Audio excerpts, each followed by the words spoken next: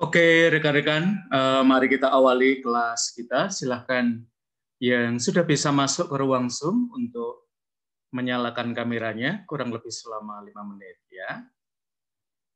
Selamat pagi semuanya. Mudah-mudahan udah rapi semua. Ya. Oke. Silahkan dinyalakan kameranya.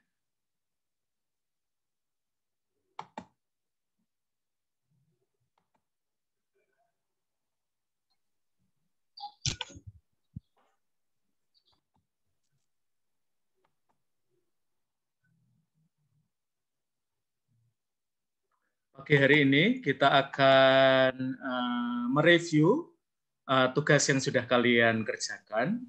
Maksudnya adalah kita ingin belajar satu sama lain ya, dan kita ingin menghindari tugas-tugas yang salah konsep. Jadi mudah-mudahan tidak ada yang salah tugasnya, sehingga nanti ketika dikumpulkan tugas kalian itu sudah punya kelayakan ya. Maka pada saat ini kita ingin saling berbagi mana bagian-bagian yang sudah bagus, mana bagian-bagian yang masih perlu kita perbaiki ya.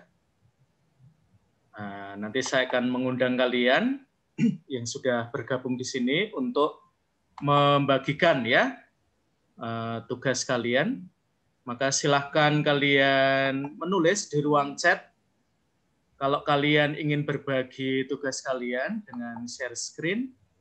Silahkan kalian menuliskannya ya. Jadi saya akan memberikan prioritas pada kalian yang menulis di ruang chat. Saya ingin tulis saja nama kalian. Ya.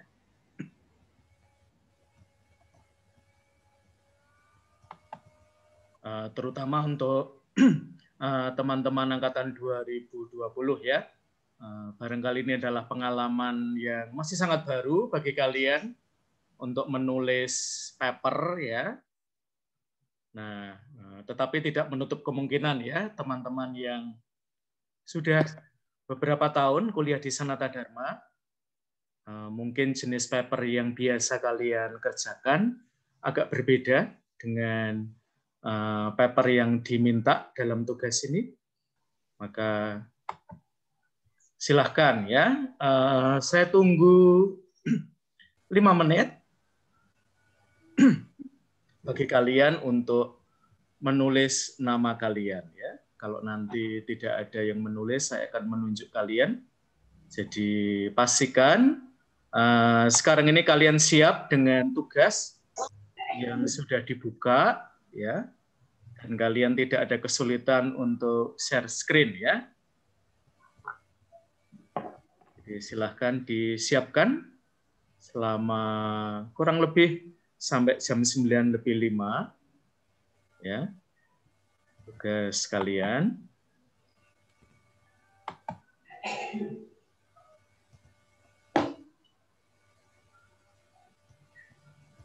Nah, kapan tugas kalian harus dikumpulkan? Karena ini menjadi pertanyaan dari sebagian dari kalian. Tugas kalian perlu dikumpulkan paling lambat hari Minggu malam jam 23.59 ya. 1 menit sebelum hari Senin. Jadi silahkan dicatat. Nanti akan saya ini di LMS saya akan memberikan ruang bagi kalian untuk share tugas kalian ya.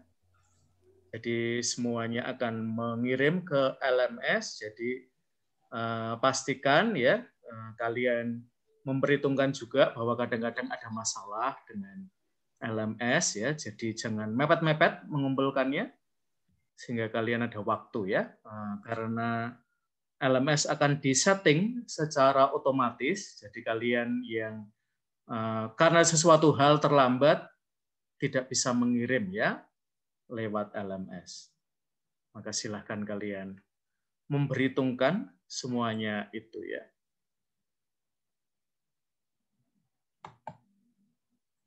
Oke, kita akan mulai dengan Regina PBI 18.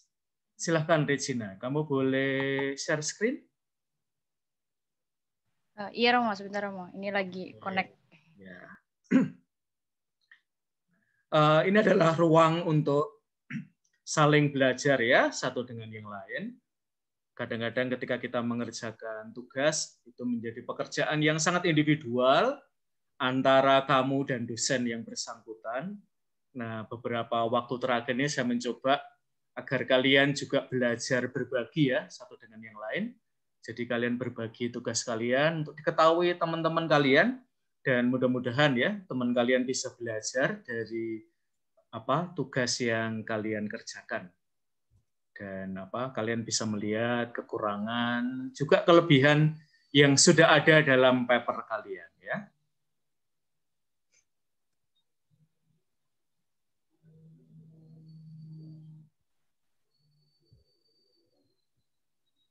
Oke, kita masih menunggu. Dan buat teman-teman yang baru masuk, kalau kalian mau berbagi tugas kalian, silahkan kalian menulis di chat ya, nama kalian. Sehingga saya akan memberi ya. Angkatan 20, tidak usah takut ya. Kita semua masih belajar, jadi silahkan kalian menulis nama kalian, sehingga saya akan memberikan prioritas pada yang menulis di ruang chat ya.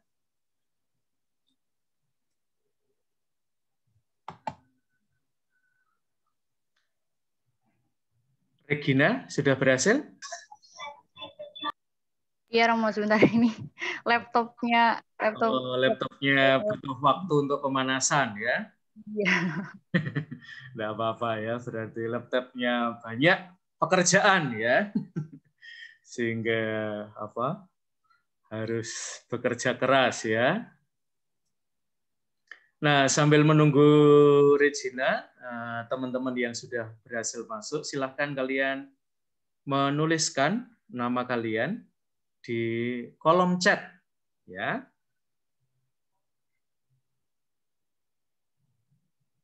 Hari-hari ini teologi moral menjadi sangat relevan, terutama di hadapan kekerasan militer ya di Myanmar.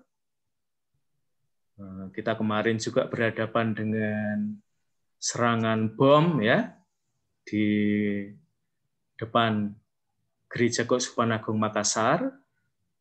Ini juga adalah anti nilai ya dari kebenaran, dari kebaikan, dan juga keadilan ya.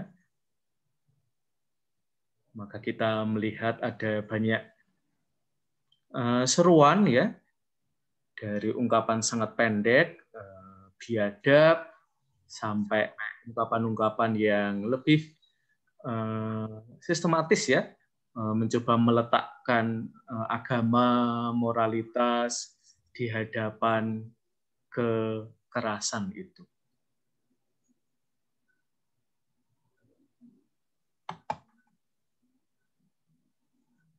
Lalu nanti setelah mata kuliah ini, kalau kalian masih ada pertanyaan terkait dengan paper, silahkan kalian menulis di grup kelas kalian masing-masing ya.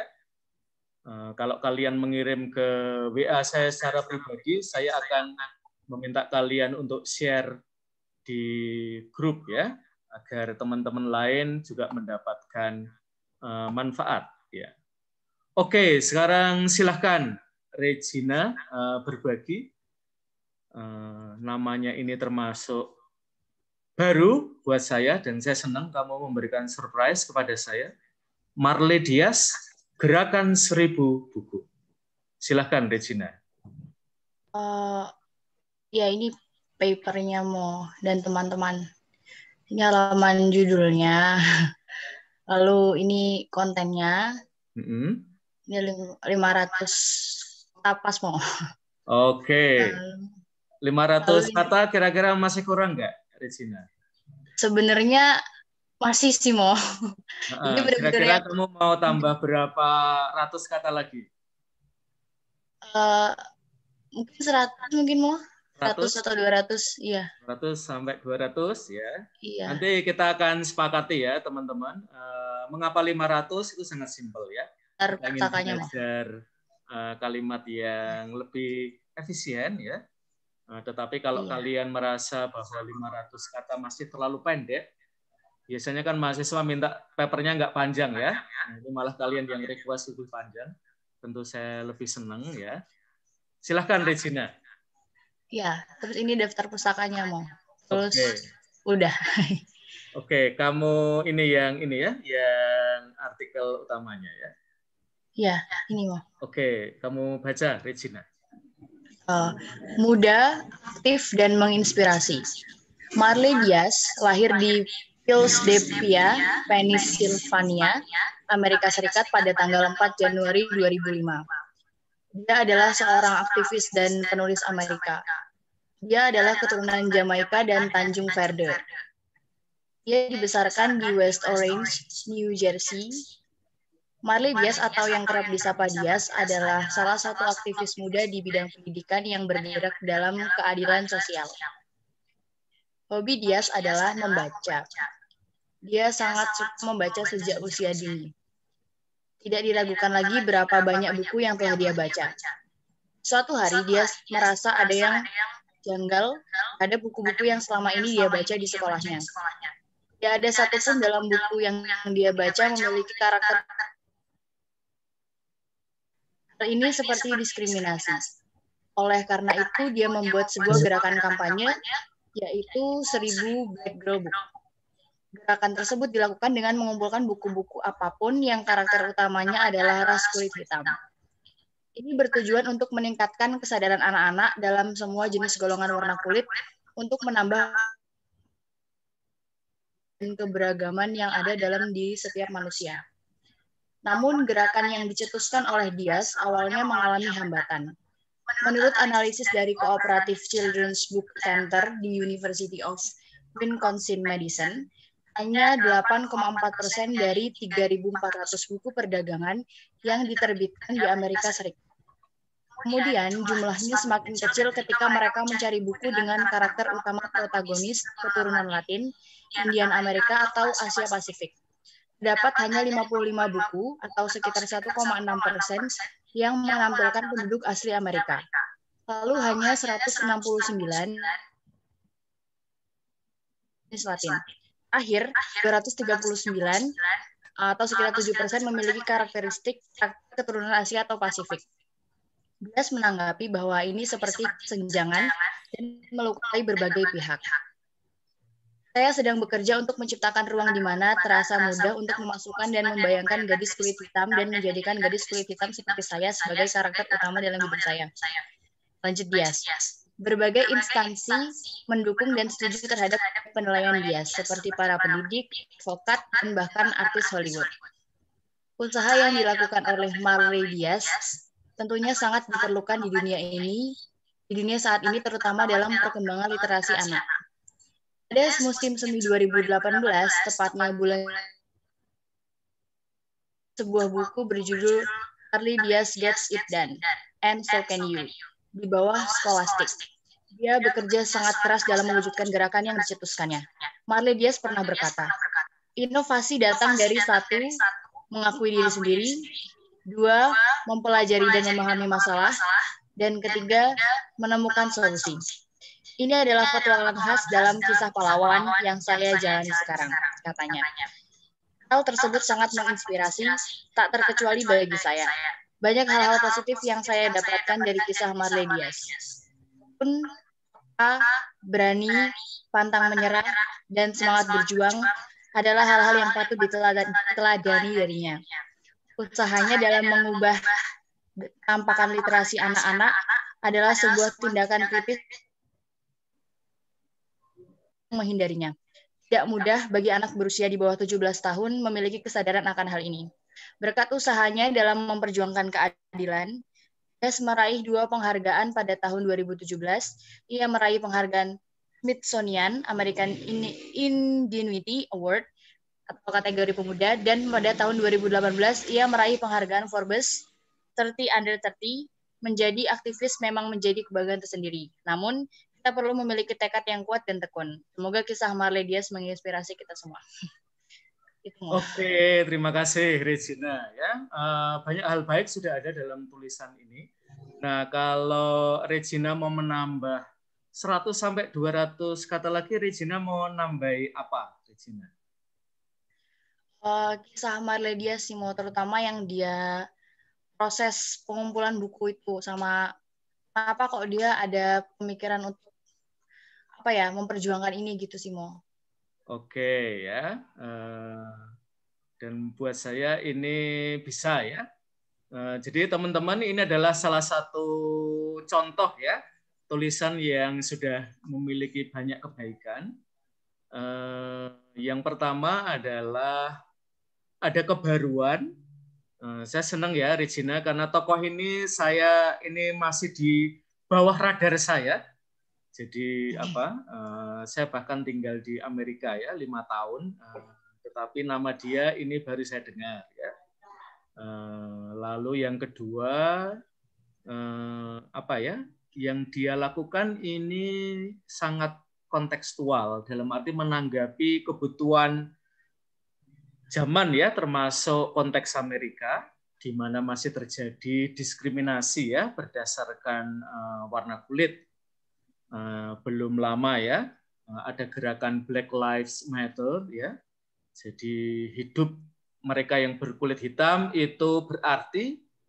Lalu hari-hari ini kurang lebih sepekan ini ya ada gerakan juga yang berkembang di Amerika juga dalam konteks kesetaraan rasial, yaitu Stop Asian Hate ya. Dan itu berawal dari persoalan ternyata diskriminasi rasial dalam bentuk-bentuk yang tersembunyi itu masih berlangsung ya. Dan tadi di tulisannya Regina disebutkan ya soal persentase tulisan yang menampilkan orang kulit hitam sebagai protagonis ya. Buat teman-teman yang mungkin tidak berasal dari sastra, kurang lebih protagonis itu tokoh utama dan sebagian besar ditampilkan baik dalam sinema, dalam karakter-karakter buku. Kadang-kadang kulit hitam itu ditampilkan antagonis ya, dalam peran antagonis. Peran yang secara fiksional itu negatif dan seringkali itu mengandung ya prasangka-prasangka terhadap mereka yang berkulit lain ya. Color people ya, atau people of color ya. Mereka yang memiliki kulit yang berwarna lain ya, hitam atau kuning atau merah ya. Merah itu kalau Indian American ya. Lalu kekuatan lain dari tulisannya Regina ini adalah ada kutipan dari tokoh itu. Nah, mengapa ini penting teman-teman? Karena seringkali ya orang-orang seusia kalian barangkali tidak punya kesabaran ya untuk membaca 500 kata, apalagi Regina mau nambahin jadi 700 kata ya. Itu butuh waktu. Maka seringkali, dan kalau kita share barangkali kemungkinan dapat likes dari teman-teman kalian, tapi mungkin nggak terlalu banyak ya. Maka sebenarnya nanti kalau kalian mau juga berbagi ya, tugas ini ke teman-teman kalian, mungkin quotes-quotes-nya itu akan menjadi bagian yang paling menarik. Jadi kita bisa mengatakan hashtag 1000 Black Girl Book, ya, lalu ada namanya, ada fotonya, lalu ada quotes-nya ya. Saya kira itu akan lebih segera menarik perhatian teman-teman kalian ya untuk mengakses itu, dan mungkin kalau mereka tertarik, mereka akan cari tahu ya, mereka akan Google it ya. Lalu catatan saya punya 2 catatan untuk Regina ya. Sekarang ini mengumpulkan 1000 buku itu challenging tapi juga mungkin mudah ya. Karena kita bisa mengajukan proposal dan seterusnya. Nah, yang istimewa dari Dias adalah tidak sekedar 1000 buku, tetapi 1000 Black Girl Book ya. Jadi ada kulit hitamnya, lalu juga ada perempuan mudanya ya.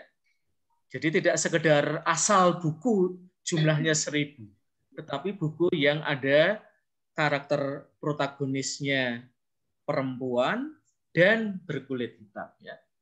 Lalu catatan saya yang kedua untuk Regina adalah silakan Regina di scroll down yang paragraf terakhir. Ya. Nah, bagian yang terakhir ini nanti apa ya? Regina bisa menajamkannya ya. Tekun, peka, berani, pantang menyerah, dan semangat berjuang adalah hal-hal yang patut diteladani darinya. Nah, saya kira ada yang lebih dari itu ya. Nah, ini perlu nanti dipertajam. Berkat usahanya untuk memperjuangkan keadilan, nah, nanti juga bisa ditambah ya, misalnya keadilan ras ya, keadilan rasial, semakin rasial. Jadi keadilan berdasarkan warna kulit ya, dan bahkan keadilan gender ya.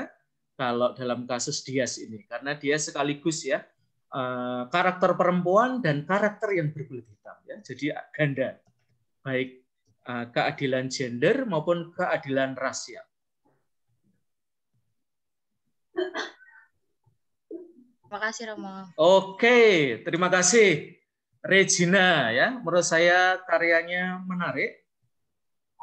Silahkan teman-teman siapa yang mau melanjutkan berbagi setelah Regina, karena belum ada yang menulis di sini.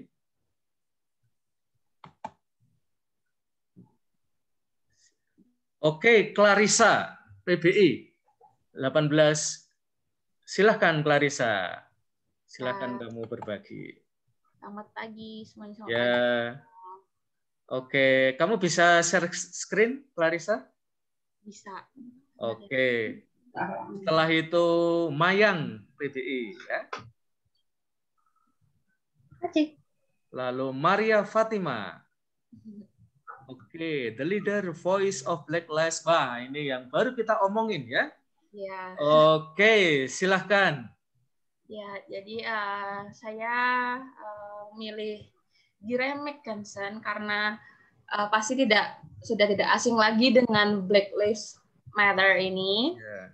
Yang sangat mendunia dan menggebu-gebu di Amerika Serikat. Jadi ini si Mas Gray McKensen ini lahir pada tanggal 9 Juli 1985 dan dia adalah seorang aktivis, hak sipil, podcaster, dan mantan administrator sekolah Amerika. Oke, saya dulu ya, interupsi dulu ya. Oh iya. Ini penting teman-teman, terutama sekarang ini karena podcast ya menjadi salah satu bentuk untuk aktivisme ya. Jadi barangkali tidak selalu ya ada kesempatan di mana kita bisa turun ke jalan lalu menyuarakan aspirasi kita. Nah, bentuk-bentuk penyuaraan aspirasi itu bisa podcasting ya. Untuk generasi kalian mungkin YouTubing ya. Atau bentuk-bentuk apa ya, kalian Instagramming ya, atau Facebooking ya, itu bisa menjadi, dan saya senang bahwa itu kamu sebut ya, Clarissa. Silahkan lanjut. Terima kasih Romo. Dan dia adalah pendukung awal gerakan masa kehidupan orang kulit hitam yang telah aktif dalam protes di Ferguson, Missouri, Baltimore, Maryland, dan media sosial seperti Twitter dan Instagram menggunakan hashtag gitu ya. Lalu bersama Janetta Elzy, Brittany Packnett, dan Samuel Sinyangwe meluncurkan Campaign Zero yang merupakan platform kebijakan untuk menghentikan kekerasan polisi. Dan McKensen adalah penulis On the Other Side of Freedom, The Case for Hope, dan penyelenggara Black Lives Matter. Nah, saya di sini juga menuliskan step-step Mackensen memperjuangkan campaign Zero ini dan Black Lives Matter ini. Jadi pada April 2015, Mackensen bersama teman-temannya, 3 orang temannya itu meluncurkan Mapping Police Violence, mengumpulkan data tentang orang yang dibunuh oleh polisi selama 2014. Lalu pada bulan Agustus 2015, mereka menemukan 10 poin rencana kebijakan untuk reformasi kepolisian, yaitu diskriminasi pelanggaran hukum, dekriminalisasi. Oh iya, dekriminalisasi pelanggaran hukum, pemilikan marijuana berkeliaran, gangguan publik, dan konsumsi alkohol di depan umum, karena kejahatan ini tidak mengancam keselamatan publik dan hal tersebut sering digunakan untuk menafikan orang Afrika Amerika.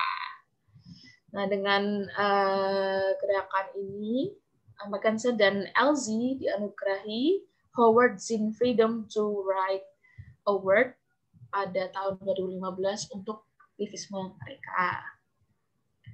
Lalu pada tahun yang sama, Mackensen menjadi fokus kampanye di Twitter saat dia berada di Charleston, Carolina Selatan, untuk memprotes penembakan di gereja Charleston.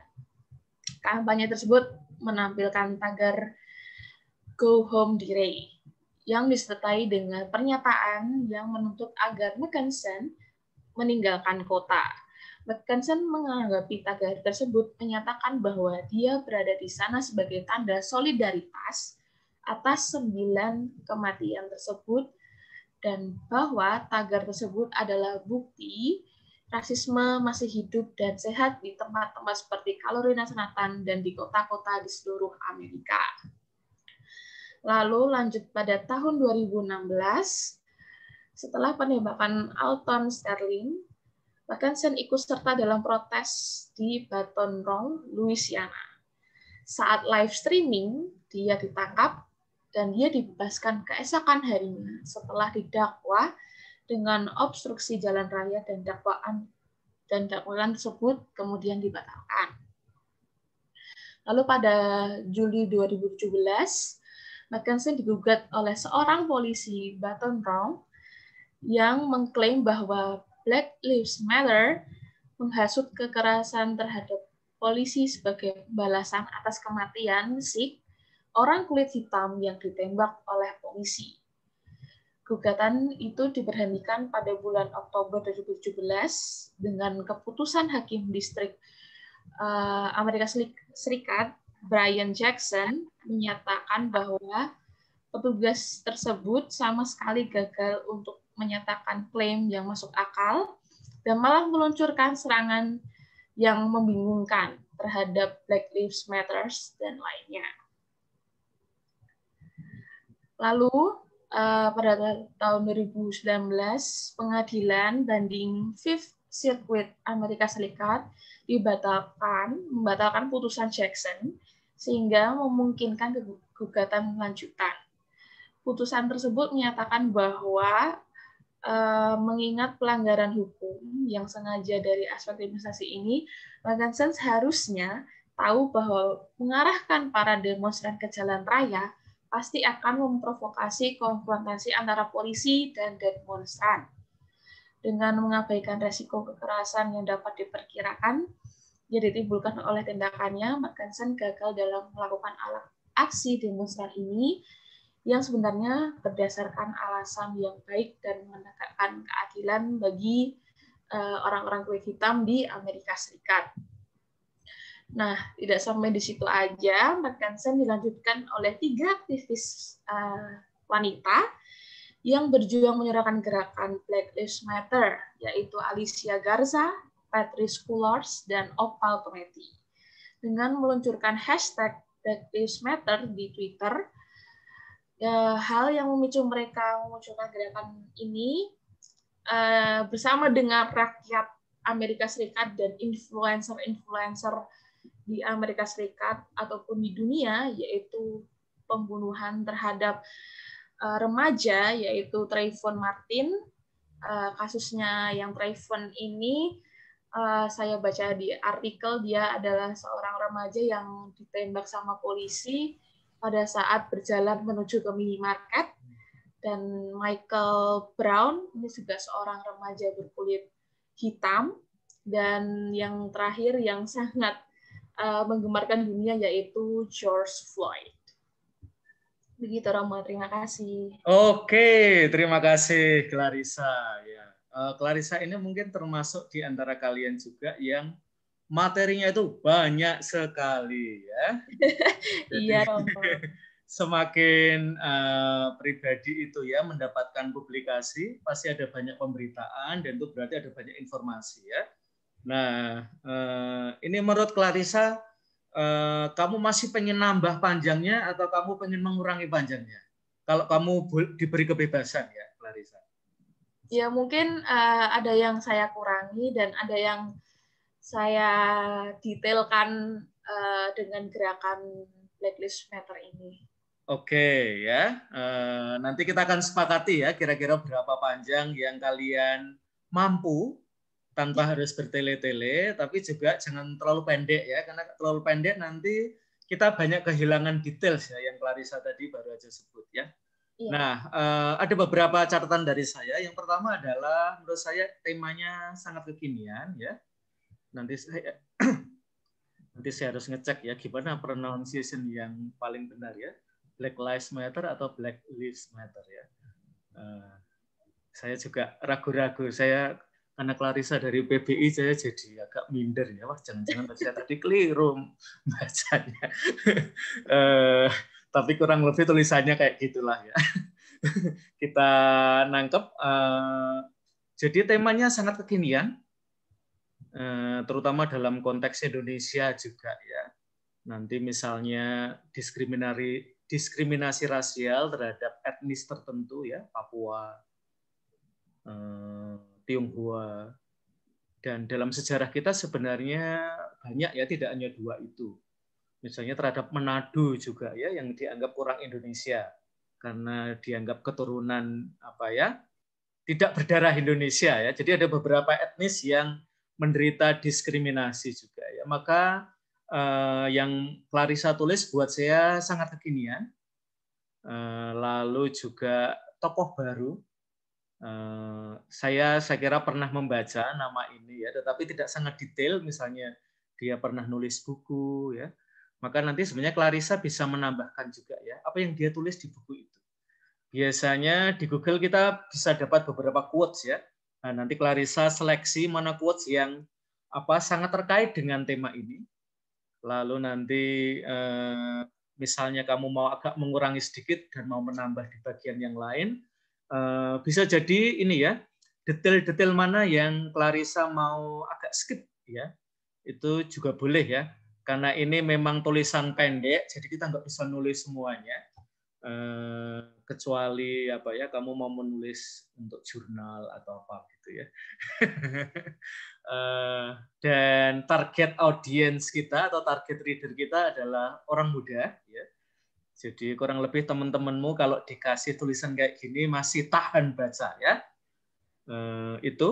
Jadi yang bisa ditambahkan saya kira misalnya apakah quotes dari bukunya atau ketika dia diwawancara lalu dia punya statement tertentu, saya kira itu akan lebih memperkaya ya. Jadi kira-kira ini ya, pembaca kemungkinan kalau mereka punya waktu yang sangat pendek dengan tulisan kamu, mereka kemungkinan akan langsung straight to the point ke quotes-quotes-nya ya. Orang ini omong apa sih ya? Jadi nanti peristiwanya itu akan dibaca kemudian biasanya. Kalau nanti menarik lalu mereka baru baca dari depan gitu ya. Nah, saya kira itu catatan saya untuk tulisannya Clarissa ya. Terima kasih, Clarissa. Yuk. Oke, terima kasih. Kita punya Maria Fatima. Silahkan Maria Fatima berbagi ya.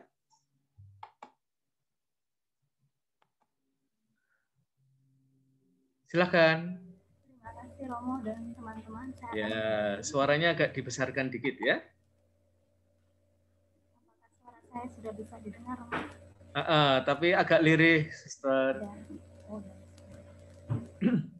Mungkin volumenya dibesarkan, ya. Sudah bisa Volume dengar, Romo? tuturnya dibesarkan dikit, Suster. Teriak. Di rumah nggak ada orang toh? Laptop ini agak sedikit rewel, Romo. Jadi Oh ya, mau Walaupun dibelikan laptop baru, Suster? tidak, Romo, cukup. Nah, yang ketawa itu lebih keras suaranya, volumenya lebih baik. Oke, silahkan share screen, Suster.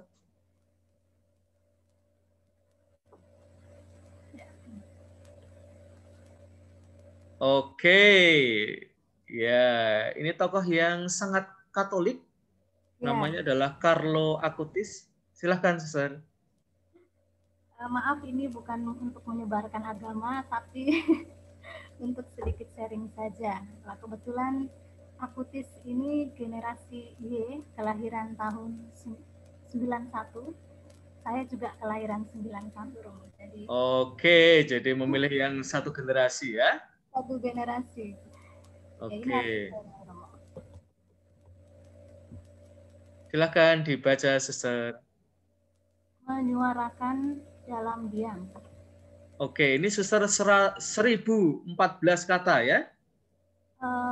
Maaf, Romo, itu ada tambahan sedikit di bawah punya teman-teman yang lain.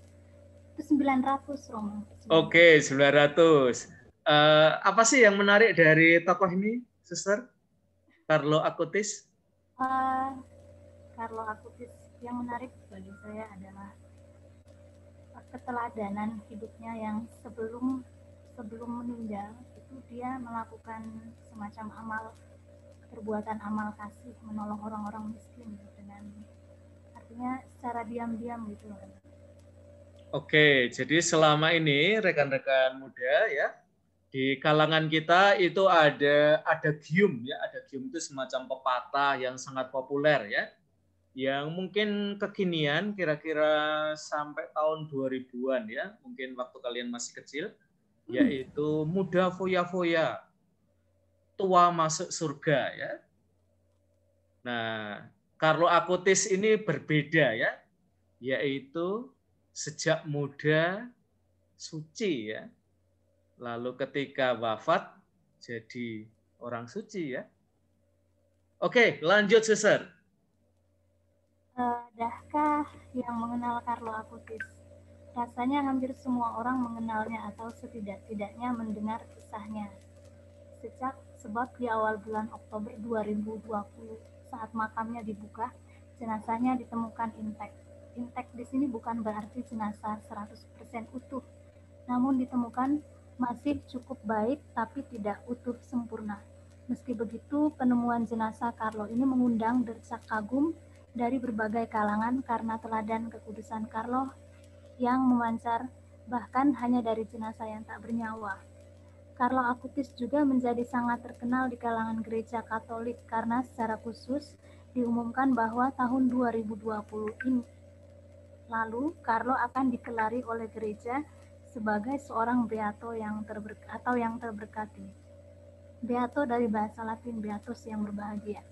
Maknanya adalah suatu pengakuan atau pernyataan yang diberikan oleh gereja terhadap orang yang telah meninggal bahwa orang tersebut adalah orang yang berbahagia. Beatifikasi diberikan kepada orang yang dianggap telah bekerja sangat keras untuk kebaikan atau memiliki keistimewaan secara spiritual. Beatifikasi memerlukan bukti berupa mujizat sebagai bukti bahwa orang yang dianggap suci atau kudus itu telah berada dalam surga dan dapat mendoakan orang lain. Gelar ini diperoleh dengan proses penyelidikan yang panjang dan membutuhkan mujizat yang tidak dapat dijelaskan secara medis. Oke, jadi ini ya, nanti yang sangat detail-detail itu Suster ya, proses kanonisasi mungkin tidak perlu ya. Jadi bagian itu bisa dipotong, mungkin sampai pada apa ya, karena kesuciannya lalu dia menjadi beato dan kalau tidak salah dia menjadi santo juga ya. Nah, nanti dicek ya proses beatifikasinya sampai proses mana. Lalu kalau Suster ya diminta untuk memberikan satu quotes dari Carlo Acutis yang paling terkenal apa, Suster? Maaf Romo, saya kurang dengar. Quotes atau kutipan dari Carlo Acutis yang paling bagus menurut Suster apa? Yang paling bagus itu dia mengatakan lebih baik mengurangi satu pasang sepatu jika itu berarti untuk melakukan satu pekerjaan baik.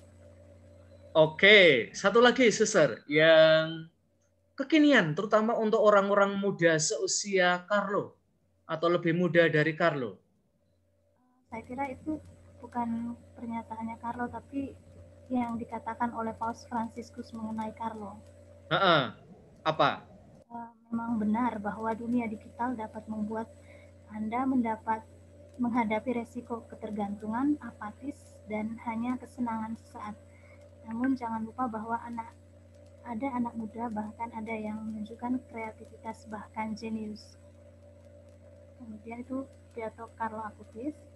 Carlo sangat menyadari bahwa seluruh perangkat komunikasi, periklanan, dan jejaring sosial dapat digunakan untuk membuat kita kecanduan, konsumerisme, dan membeli barang terbaru di pasar, terobsesi dengan waktu luang, terjebak dalam hal-hal negatif. Namun dia tahu bagaimana menggunakan teknologi komunikasi baru untuk menyebarkan Injil, untuk mengkomunikasikan nilai-nilai dan keindahan. Itu Romo. Oke ya, jadi ini semacam relevansi ya, Suster, atau bisa Suster gunakan sebagai konteks awal ya. Jadi orang muda yang punya kedekatan dengan teknologi digital ya, dan bahkan menjadikan ruang digital itu sebagai rumah kedua atau rumah di mana sekarang ini kalian banyak hidup ya. Nanti silahkan kalian cek masing-masing ya, berapa jam dalam hidup kita itu terhubung dengan medsos ya. Nah, Paus Fransiskus memberikan komentar ya bahwa ada loh sesuatu yang bisa kita buat lebih dengan medsos ya. Apalagi di era di mana kadang-kadang hoax, ya kebencian itu disebarluaskan lewat media sosial ya. Nah, Carlo Acutis adalah orang yang mencoba untuk menemukan ya, bahkan menemukan Allah ya di ruang di mana banyak orang muda itu ada di dalamnya. Quotes yang paling terkenal adalah menurut Suster? Terkenal banget Suster, banyak dikutip di mana-mana. Ekaristi adalah jalan menuju ke surga gitu. Oke, selain itu? Saya baru menemukan itu Romo. Oke, salah satu quotes yang menurut saya kekinian untuk generasi kalian adalah kita semua lahir original. Tapi dalam perjalanan waktu, kita menjadi fotokopian. Nah, itu Suster.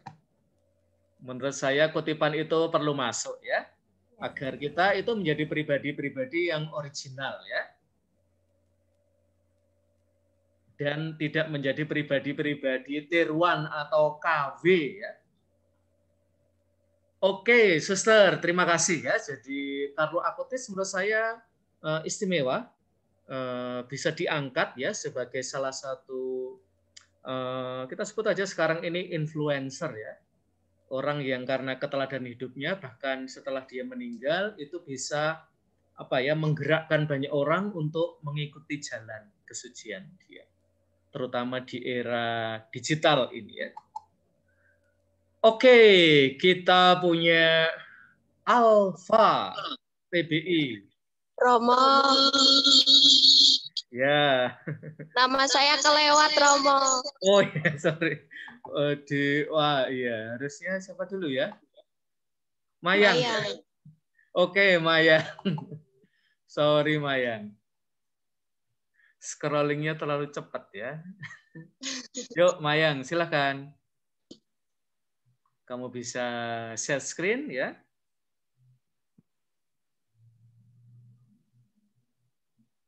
Apa sudah terlihat? Oke, sudah terlihat Mayang ya.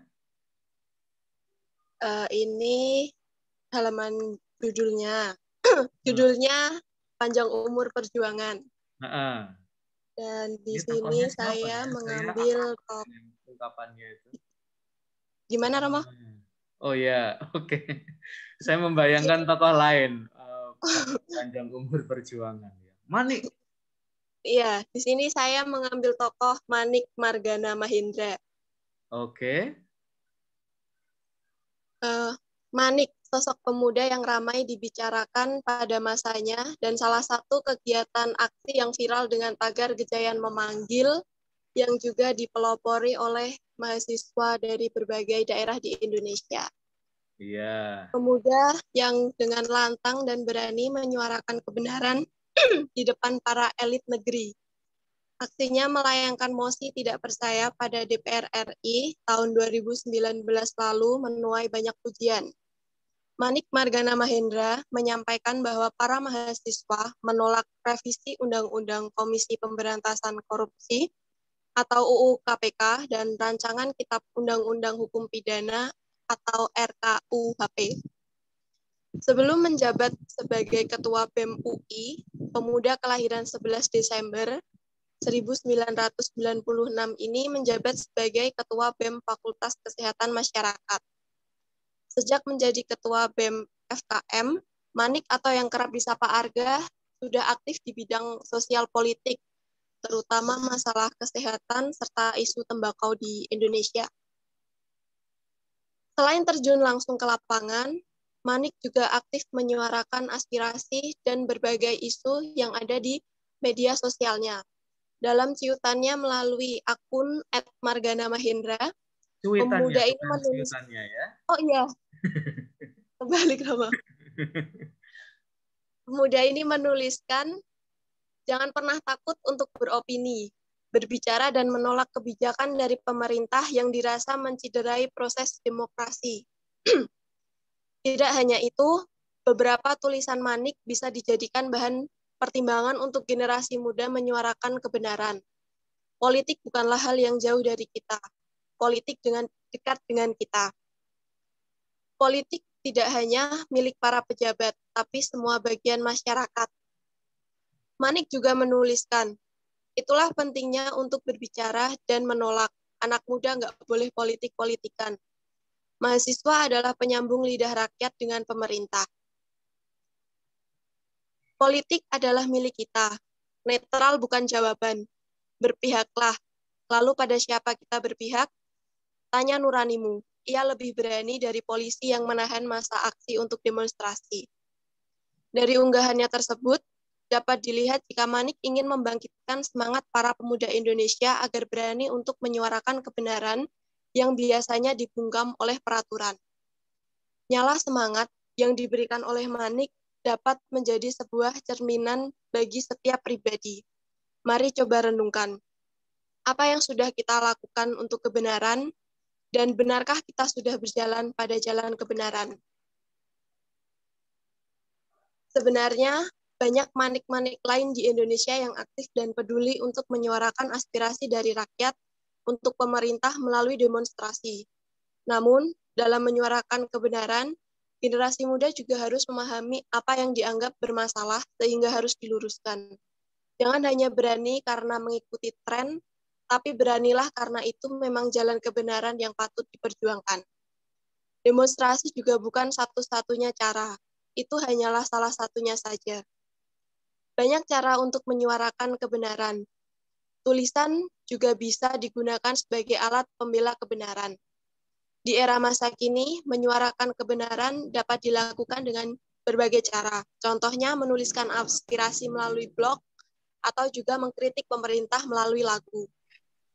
Karya yang dihasilkan adalah salah satu bukti suara kebenaran agar banyak orang bisa ikut bergabung dan menyadari betapa pentingnya sebuah kebenaran. Dibutuhkan keberanian dan kegigihan untuk menjadi penyuara kebenaran. Semua orang punya versi kebenarannya sendiri. Berani memperjuangkan kebenaran juga bukan hal yang mudah untuk semua orang. Mengapa? Karena belum tentu dari kita mau berkorban dan terjun langsung menggunakan nurani dan pikiran kita untuk memperjuangkan sebuah kebenaran. Apa yang kita tanam adalah apa yang kita tuai. Oleh sebab itu, jangan salah berpihak dan gentar untuk sebuah kebenaran. Berjuanglah di jalan kebenaran. panjang umur, perjuangan, dan jadilah manik versi dirimu. Oke, Begitu. terima kasih. Dua kalimat yang terakhir ya, itu buat saya sangat personal ya, dan bagus. Nah, teman-teman, saya ingin kalian belajar dari Paulina Mayang di kalimat 2 yang terakhir ya. Jadi nanti kalian tidak hanya menyampaikan informasi atau berita, tetapi tokoh yang kalian pilih itu punya arti apa bagi kamu ya. Dan kalimatnya harus semakin personal ya. Berjuanglah di jalan kebenaran, panjang umur perjuangan, dan jadilah manik versi dirimu ya. Nah, Paulina ini kan sebenarnya ini ya, nama dia yang akrab itu Arga ya. Nah, Paulina lebih memilih manik ya, karena nanti akan menggunakan manik ini untuk manik-manik ya. Nah, ini boleh juga ya. Jadi itu salah satu cara buat membuat tulisan itu personal untuk saya. Lalu catatan saya untuk Paulina Mayang adalah paragrafnya jangan gemuk-gemuk ya.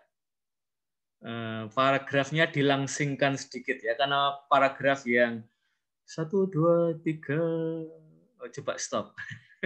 Stop ya. 1, 2, 3, 4, 5, 6, 7, 8, 9, 10, 11, 12, 13, 14, 15. 15 baris itu terlalu panjang ya untuk pembaca Indonesia. Nanti Mayang bisa dibagi 2 itu sudah bagus Mayang ya. Agar orang punya punya nafas yang panjang ya untuk membaca ya. Nah, lalu di paragraf yang ada di screen kamu ini menurut saya adalah quotes yang sangat kuat ya. Maka nanti teman-teman silakan juga mencari quotes dari tokoh itu yang kuat ya. Dan nanti bisa menjadi judul. Misalnya panjang umur perjuangan atau berjalanlah di jalan kebenaran dan seterusnya ya. Lalu apalagi ya?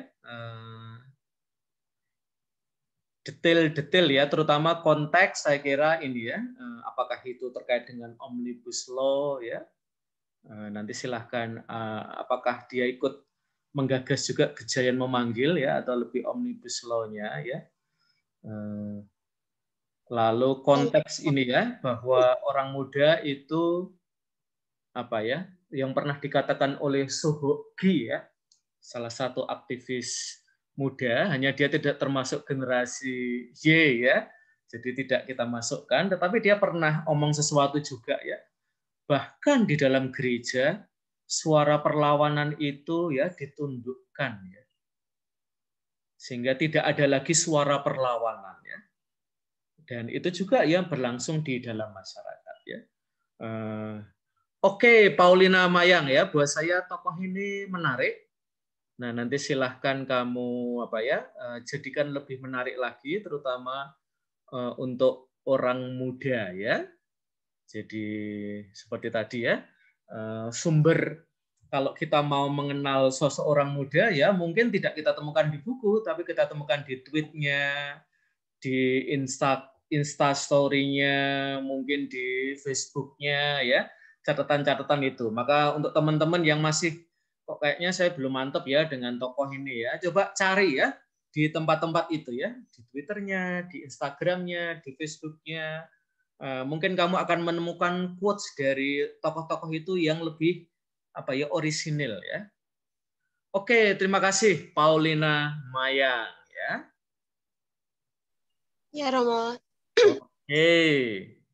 Sekarang kita ke Alfa PBI. Ya, halo Romo. Oh ya, yuk Alfa. Ya, bentar aku share screen dulu. Oke deh. Syukur kepada Allah ada cowok yang berbicara ya. Saya tadi sudah tak kira Ya, Alfa puji itu Tuhan, Romo. cewek ya. Apalagi ada Kristabellanya ya. Sophie Cruz. Apakah sudah bisa terlihat, Romo? Oke, sudah. Silakan. Oh ya, jadi ini adalah topik yang saya ambil dari internet. Sophie Cruz, pembela hak asasi imigran di Amerika. Kamu kok bisa menemu Sophie Cruz padahal dia jauh sekali loh, Alfa? Ya, karena internet aja sih Romo, jadi saya munculnya di internet Sophie Cruz dan pembahasannya cukup menarik, jadi saya milih itu sebagai Oke ya, dan saya bahasa ini menarik ya Alfa, karena lama-lama kan kita global citizen ya, kita adalah warga dunia, tidak sekedar warga Jogja, apalagi warga Sleman, apalagi warga Merican ya, tetapi kita ini warga dunia. Jadi nanti vokabuler kita harus semakin worldwide juga ya. Dan saya senang ya karena ada nama yang baru ya. Saya nggak tahu ya tadi teman kamu yang pertama ketika Black Lives Matter apakah nama dia juga disebut ya. Oke, silahkan Alfa. Oh ya. Jadi ini anak kecil ini adalah Sophie Cruz. Oh ya. Jadi dia adalah anak berusia 5 tahun. Pada sumber yang saya dapat usianya masih 5 tahun, tapi sekarang mungkin sudah 11 tahun. Oke, dia termasuk generasi Alpha ya, seperti Alpha ya. Iya. 2010 tambah 1 tahun lagi dari generasi Z. Oke. Jadi dia adalah anak dari orang tua yang berasal dari Meksiko dan sekarang dia berada di Amerika. Dan kenapa Sophie ini menjadi tokoh yang diberitakan? Karena Sophie adalah seorang anak yang berhasil menyampaikan surat tulisannya kepada Paus Fransiskus ketika Paus Fransiskus itu tengah parade. Sophie yang memiliki orang tua imigran ini merasa takut apabila orang tuanya dideportasi dari Amerika. Karena kalau nggak salah, ketika ada anak yang lahir di Amerika maka keluarga negaraannya akan ikut Amerika kalau nggak salah. Amerika, betul. Nah ini pada mulanya bodyguard dari Paus Francis ini menghentikan apa yang dilakukan Sophie ketika mendekati Paus Francis. Kemudian ayah dari Sophie mengangkat anaknya, ini di gambar yang kedua, mengangkat tubuh anaknya agar Paus Francis dapat melihat apa yang ingin disampaikan dari putrinya. Dan di momen kedua ini, Sophie memberikan surat yang ia tuliskan kepada Paus Francis, dan Sang Paus pun juga mengizinkan Sophie untuk masuk ke dalam barikade. Kemudian Paus memeluk dan menciumnya, kemudian mengambil surat yang Sophie acungkan. Jadi ini adalah isi dari suratnya. Ya, Alfa sudah main dari bahasa Spanyol belum? Artinya apa gitu? Ini Romo, saya menjelaskan ini. Jadi kalau nggak salah ya, isi dari surat tersebut, "My friend and I love each other no matter our skin color." Oke ya. Kalau di bahasa Indonesia kan, saya dan teman saya saling berteman tanpa peduli adanya warna kulit. Perbedaan warna kulit ya. Ya, perbedaan warna kulit. Dan pesan tersebut disampaikan Sophie kepada Paus Fransiskus, berharap dapat membawa perubahan hukum untuk para kaum imigran. Kemudian ada lagi surat yang tujuannya berbeda, bukan untuk Paus Fransiskus, tetapi untuk Presiden pada masa itu, Barack Obama. Isinya, "To speak with the President and Congress, for they can give La Reforma Migratoria for all the immigrant." Ya, ini saya translate La Reforma Migratoria itu revolusi imigran. Reformasi agraria. Reformasi. Migrasi ya. Migrasi. Betul, betul. Nah, ini pada kala itu juga sejak 2009 Obama menganggap bahwa ada sesuatu yang tidak benar dengan sistem imigrasi di Amerika. Tapi pada saat itu dari partai Obama menolak untuk menyuarakan itu. Dan ditambah lagi ketika Donald Trump maju menjadi presiden menggantikan Obama, beliau menegaskan semasa kampanye bahwa akan mendeportasi jutaan imigran gelap di US. Dan dengan adanya kampanye tersebut, maka kecemasan Sophie yang orang tuanya adalah seorang imigran semakin bertambah ketakutannya karena ia akan dipisahkan. Mungkin orang tuanya akan dideportasi dan dikembalikan ke negara asalnya. Jadi Sophie ketakutan apabila ia harus hidup sendiri di Amerika. Maka dari itu Sophie datang ke parade Paus Fransiskus bukanlah sesuatu yang kebetulan dan tanpa rencana. Jadi di sini ada Alicia Forrest, Eksekutif Direktur La Hermandad di Los Angeles, mengatakan bahwa Sophie itu dipilih untuk meng-approach, apa ini bahasanya? Untuk mendekati. Ya, mendekati Paus Fransiskus karena rencana tersebut dengan mendekatkan anak kecil kepada tokoh itu berhasil dalam kejadian yang ada di Roma. Saya kurang paham ini kejadian apa yang ada di Roma. Jadi kurang lebih Paus Fransiskus kalau ada pesan yang disampaikan oleh anak-anak kecil, Ninus ya, itu dia akan memberikan perhatian ya, karena kan biasanya saya kebetulan pernah ikut sebuah audisi ya dengan Paus waktu saya ziarah ke Roma itu. Jadi Paus biasanya akan memilih ya di antara ribuan orang yang mau menjabat tangan dia dan seterusnya. Paus biasanya karena waktu yang terbatas ya, Alfa, beliau tidak bisa menyapa satu-satu ya. Nah, waktu saya ke sana tahun 2018 ya, bulan Oktober saya kira, itu Paus Fransiskus, saya di antara orang-orang juga yang pengen disapa ya.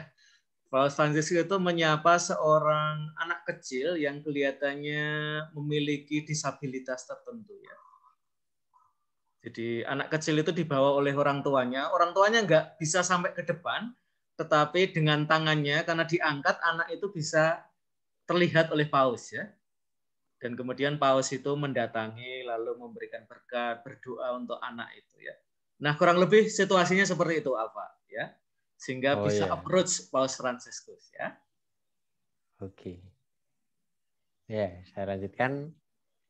Kemudian selain itu, Sophie juga berpartisipasi dalam demonstrasi damai pasca pelantikan Donald Trump.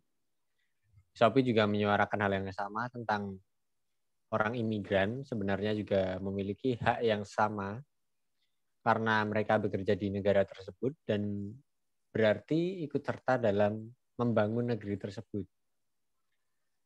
Ini adalah Raul Cruz, ayah dari Sophie Cruz, datang ke US 10 tahun yang lalu. Dan dia setuju dengan usulan Alicia Forrest untuk menyuruh Sophie menyuarakan pesan kepada Paus Fransiskus. Sophie Cruz sendiri jarang sekali bertemu dengan ayahnya karena Raul bekerja penuh dari 4.30 sore hingga 3 pagi di sebuah industri yang berada di Los Angeles. Sophie berharap bahwa suatu hari mereka tidak akan takut ayahnya, keluarganya akan dideportasi dan dipulangkan ke negara asalnya. Kemudian dari sumber yang saya dapat, ini saya mendapatkan tweet dari dua orang. Di media sosial Twitter, ada tagar Sophie Cruz, ramai disebut, dari pemilik akun ini, misalnya Ornella Zuniga ya. Ya, jadi dia ingin termotivasi oleh Sophie Cruz ini, jadi dia men-tweet, saya ingin menjadi #Sophie Cruz ketika dewasa. Kemudian di tweet yang kedua ada Sophie Cruz, suara yang sangat lantang dari tubuh yang kecil, masa depan kita. Demikian tweet pemilik akun dari Itikoala. Demikian Romo, ini adalah sumber yang saya sertakan linknya. Oke, terima kasih Alfa ya. Menurut saya tokoh ini juga sangat menarik, teman-teman. Usianya 5 tahun dan dia menjadi penyambung lidah mereka, terutama dari komunitas Latino ya, yang seringkali datang ke US tanpa dokumen legal ya. Kalau kalian tinggal agak lama di Amerika ya, kalian barangkali nggak percaya ya. Orang dari Meksiko sampai Amerika itu apa ya, bersembunyi di antara pisang-pisang ya, demi agar bisa lolos ya, dan apa, banyak yang meninggal, banyak yang ketangkep ya. Dan waktu ini ya, Donald Trump jadi presiden, dia ingin membangun ya benteng yang membatasi Amerika dari Meksiko ya, dan meminta Meksiko untuk membayar ya, karena gegara banyak imigran gelap itu ya. Dan ini kasusnya bahwa kemudian orang Amerika kulit putih kehilangan pekerjaan ya, atau penduduk setempat kehilangan pekerjaan. Ya, itu semacam sebenarnya adalah ya itu tadi ya, racial prejudice ya, prasangka rasial dan bahkan stigma rasial ya terhadap orang-orang Latino ya. Dan kalau kamu tadi melihat bapaknya ya bekerja dari apa ya, sore sampai pagi ya. Jadi itulah yang seringkali harus dilakukan oleh para pekerja tanpa dokumen ya.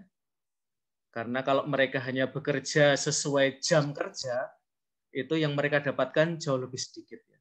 Karena mereka seringkali dibayar di bawah tangan ya. Berarti di bawah, kita sebut aja upah minimum, dan biasanya cash ya.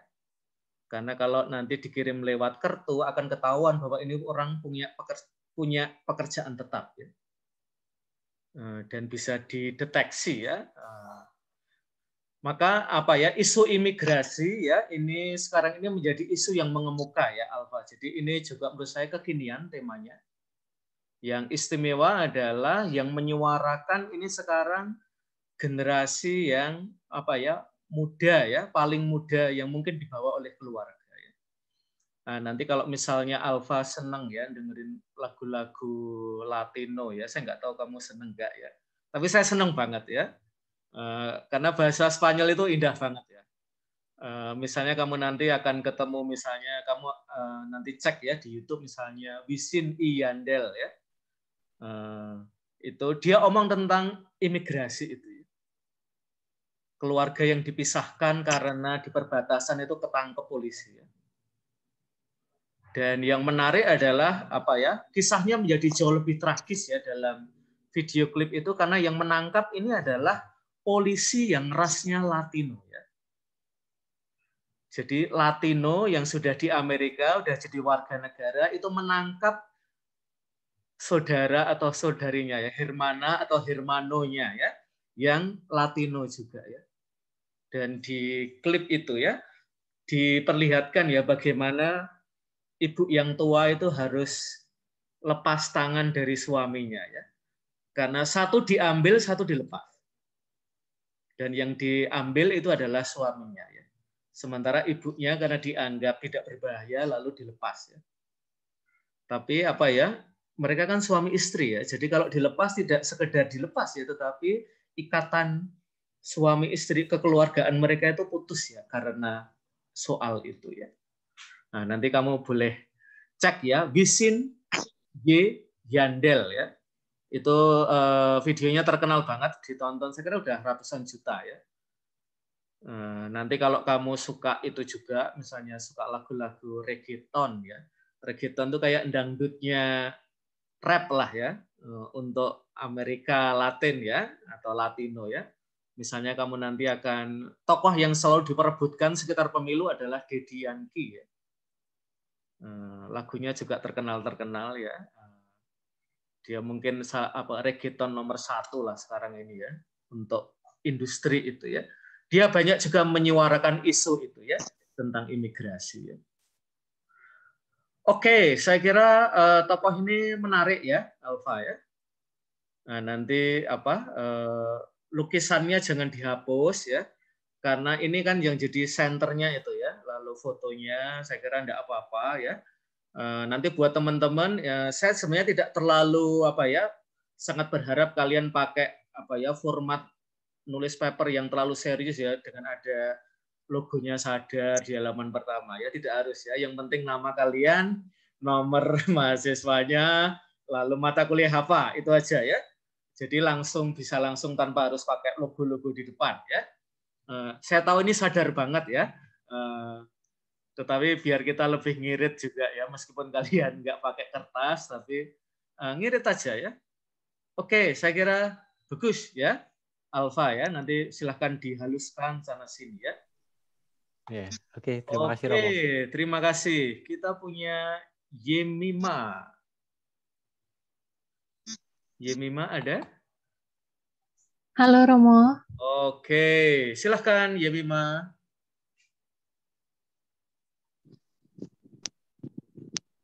Silahkan share screen ya. Oke. Bintang Emon ya, dia beberapa waktu terakhir juga viral ya.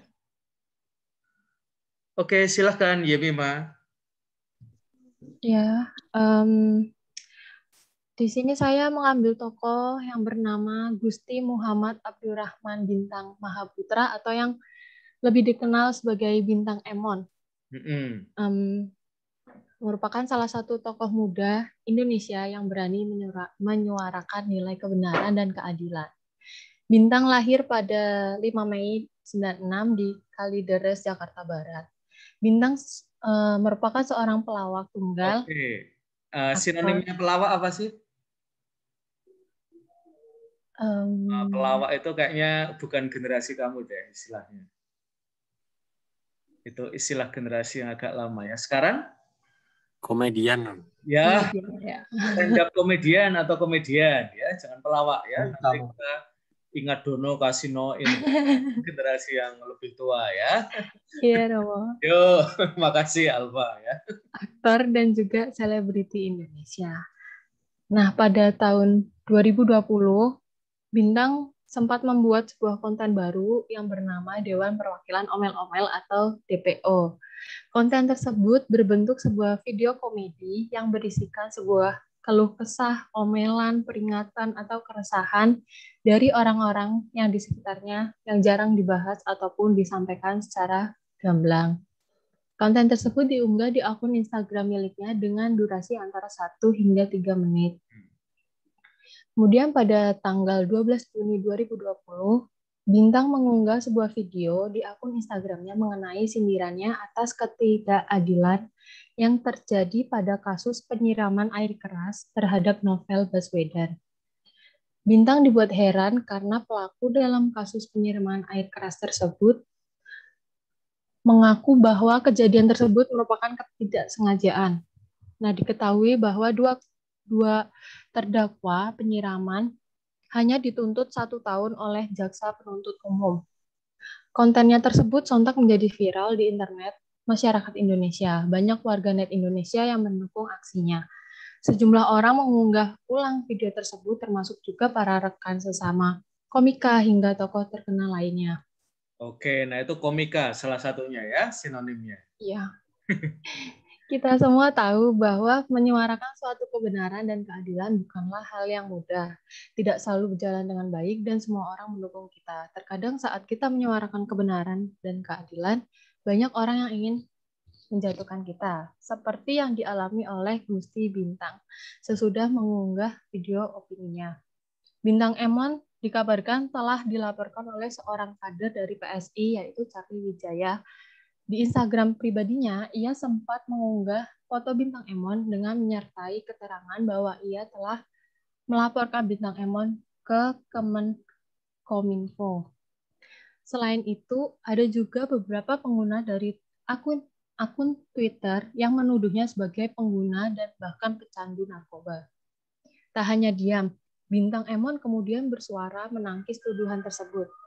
Tak hanya dengan kata-kata, untuk menjawab semua tudingan yang dilontarkan kepadanya, pada 15 Juni 2020, Bintang kemudian melakukan tes urin di Rumah Sakit Pondok Indah, Jakarta Barat.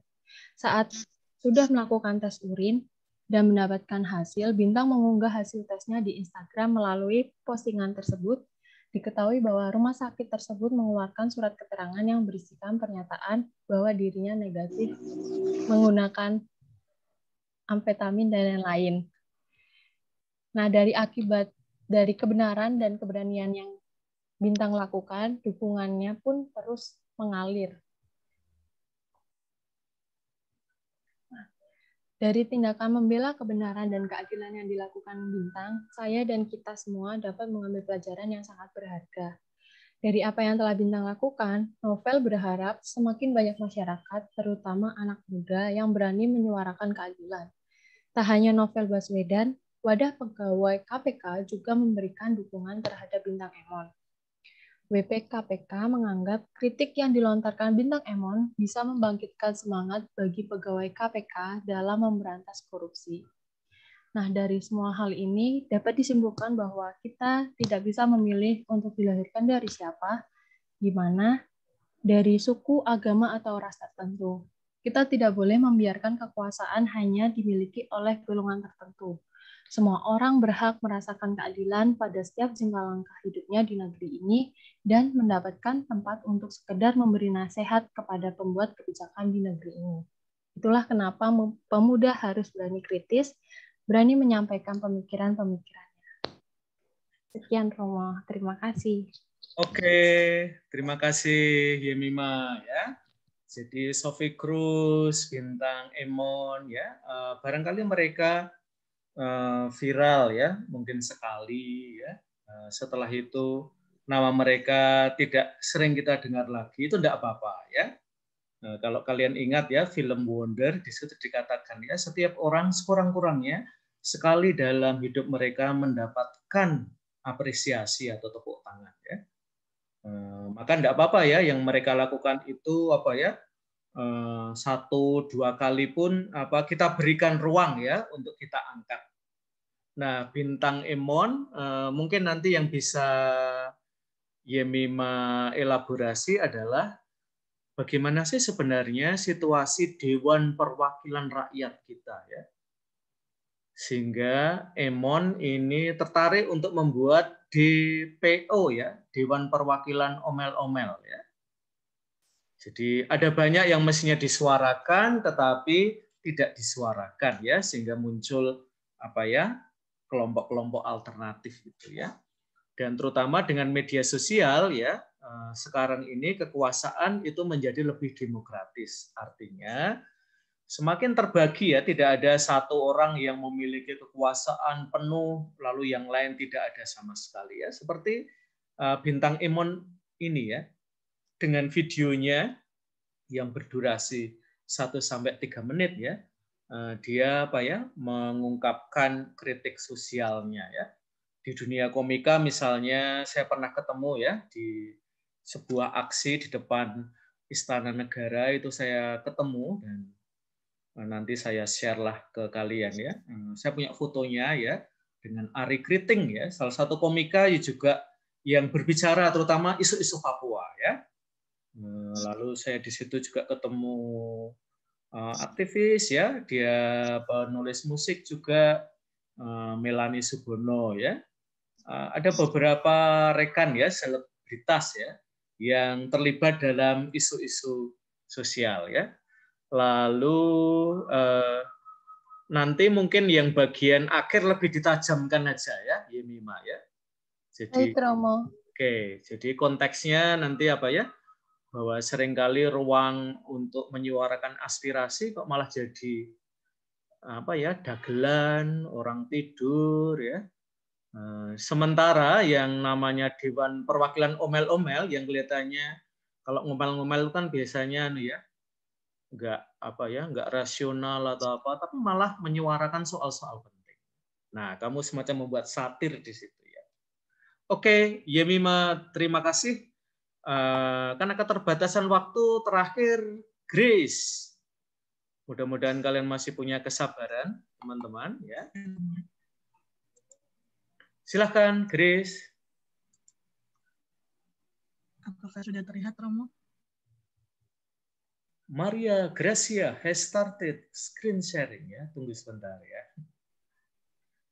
Oke. Silahkan. Wah, ini tokoh yang saya pilih ya.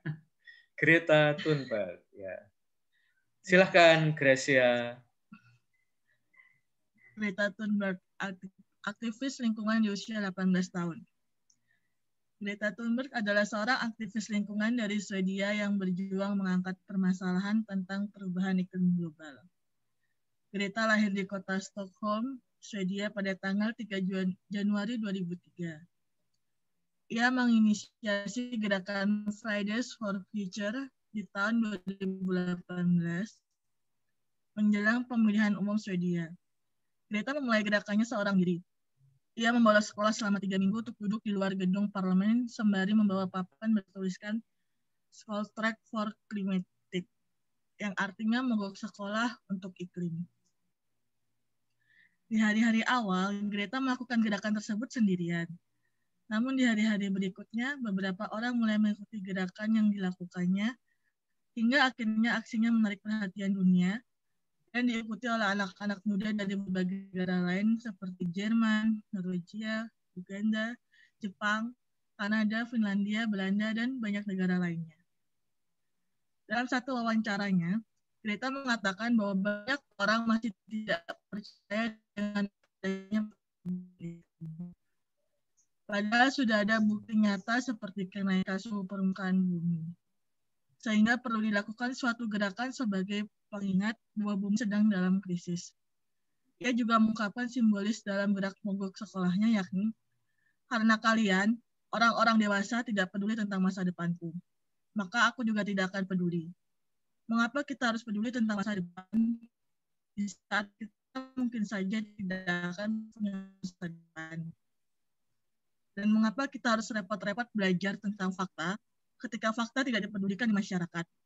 Ini konyol ketika anak muda harus mogok sekolah dan mempertaruhkan pendidikannya karena mereka tak tidak memiliki masa depan. Pada awalnya Greta hanya anak biasa. Ia didiagnosis memiliki sindrom Asperger, gangguan obsesif kompulsif atau OCD, dan mutisme selektif. Ia sadar bahwa berbeda daripada orang Asperger yang dimilikinya. Namun Greta menganggap hal tersebut adalah kekuatan super yang dimilikinya. Orang dengan sindrom Asperger cenderung terfokus pada suatu ketertarikan atau topik tertentu.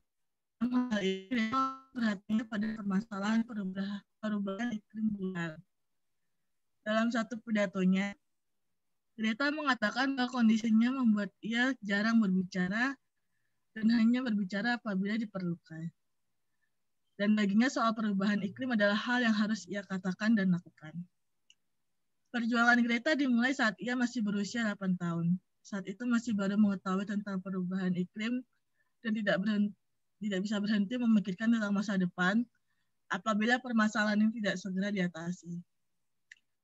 Hal ini memuncak ketika ia berusia 11 tahun, di mana dia merasa sangat depresi hingga ia berhenti makan, berhenti bicara, berhenti pergi ke sekolah.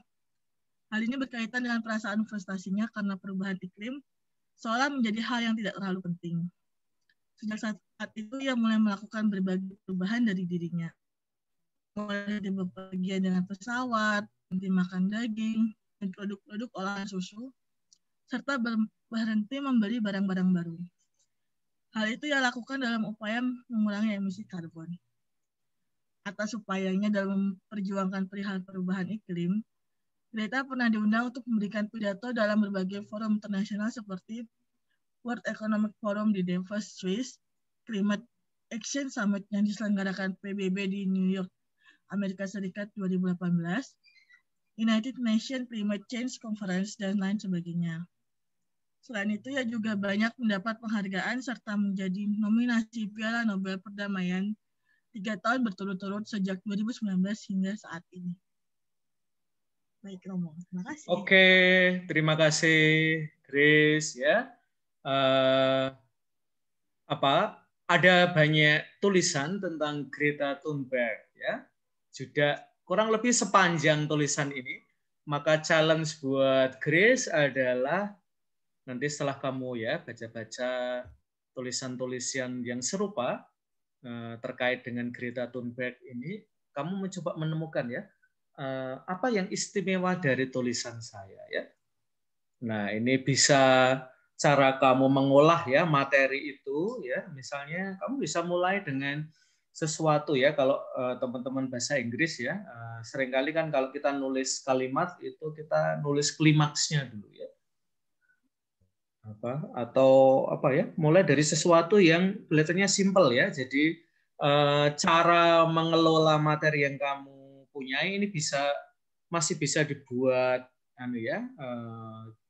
sangat kreatif ya. Misalnya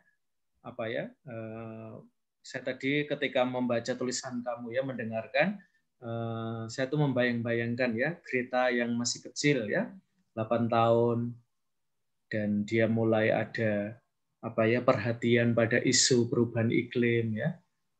Dia memutuskan untuk tidak naik pesawat, lalu mengurangi olahan susu dan macam-macam gitu ya. Dan kemudian ketika dia masuk ke sekolah ya, dia sampai pada boikot sekolah selama 3 minggu ya. Lalu untuk menyuarakan ya, jadi suara keprihatinan itu semakin vokal ya dia sampaikan ya. Dan dia pernah bilang ya, mengapa saya omong dengan bahasa-bahasa yang vokal ya, karena ternyata orang hanya mau mendengarkan suara yang vokal, yang moderat-moderat nggak didengerin ya. Nah, kemudian dia mengubah lagi ya caranya. Saya pengen kalian tidak hanya memberikan perhatian pada suara vokal saya, tetapi pada konten kritik saya. Nah, kutipan-kutipannya Grace menurut saya sudah tepat ya. Maka buat saya ini bagus ya. Lalu nanti kamu pengen apa Grace ya untuk orang-orang muda yang juga sama ya. Persoalan iklim kan tidak hanya terjadi di Swedia, tetapi juga di tempat kita.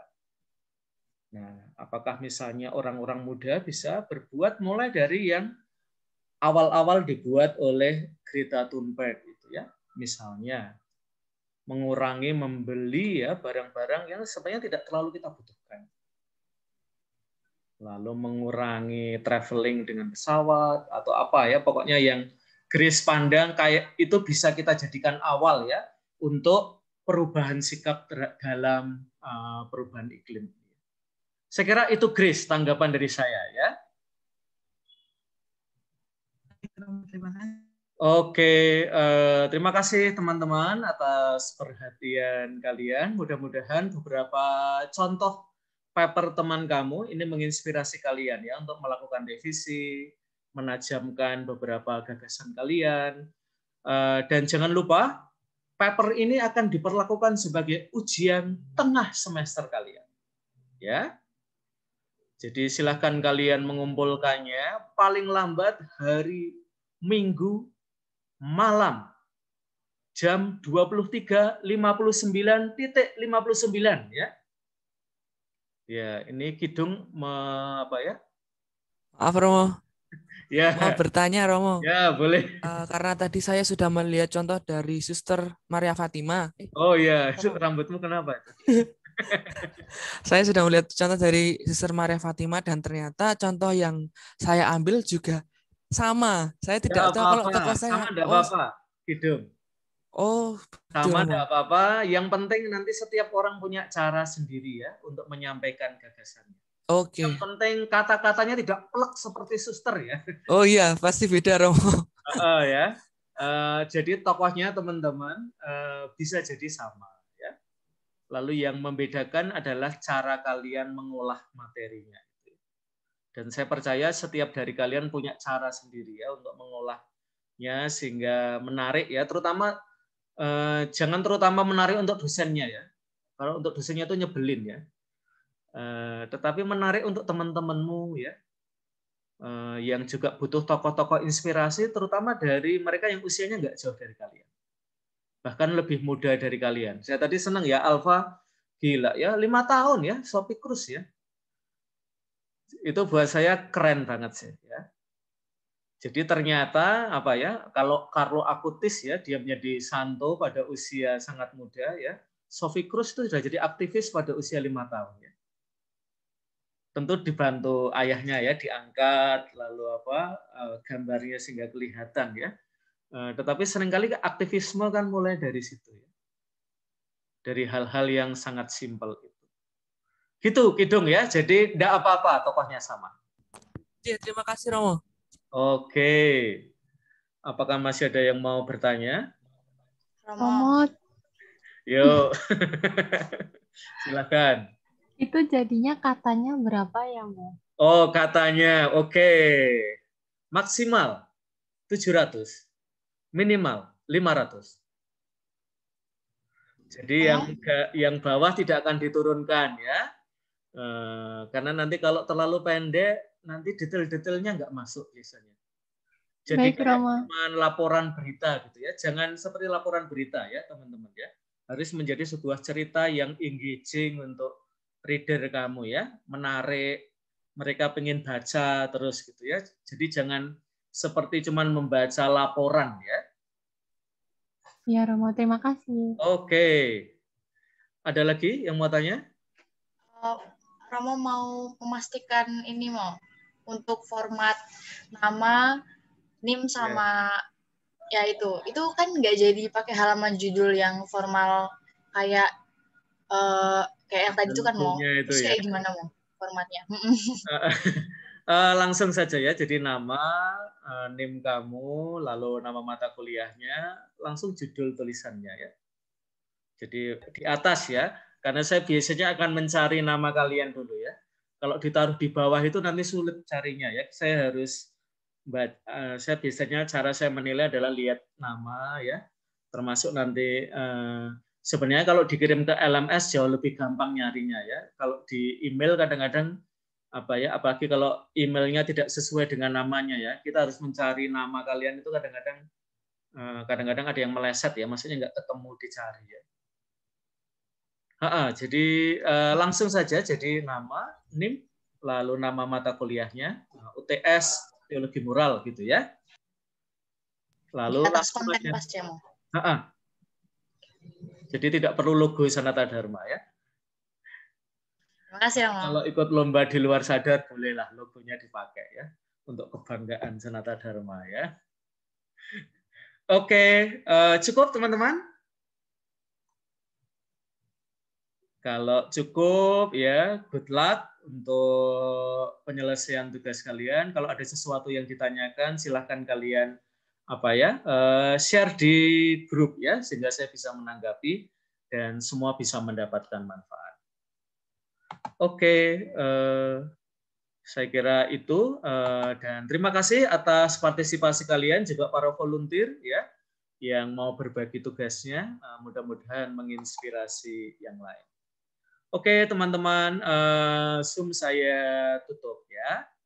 Dan have a lovely day, have a great day ya. Semoga hari kalian istimewa pada hari Senin ini ya. Makasih semuanya. Terima kasih Romo. Terima kasih Romo. Ya, sama-sama. Terima kasih Romo. Selamat siang. Yuk.